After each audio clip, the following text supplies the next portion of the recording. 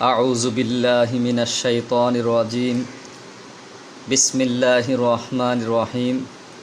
আলহামদুলিল্লাহি রাব্বিল আলামিন ওয়াসসালাতু ওয়াসসালামু আলা সাইয়্যিদিল মুরসালিন ওয়া আলা আলিহি ওয়া সাহবিহি আজমাইন। প্রিয় দর্শক ও শ্রোতামণ্ডলী, আজকে আলোচনা করব আল্লাহ তাআলার ফেরেশতারা যাদের জন্য দোয়া করেন। ফেরেশতারা নিষ্পাপ, যাদের কোনো গুনাহ নেই,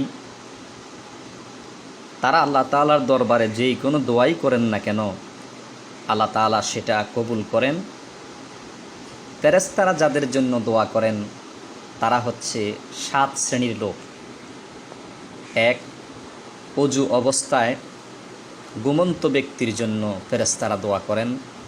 2, সালাতের অপেক্ষায় মসজিদে অপেক্ষমান ব্যক্তির জন্য ফেরেশতারা দোয়া করেন।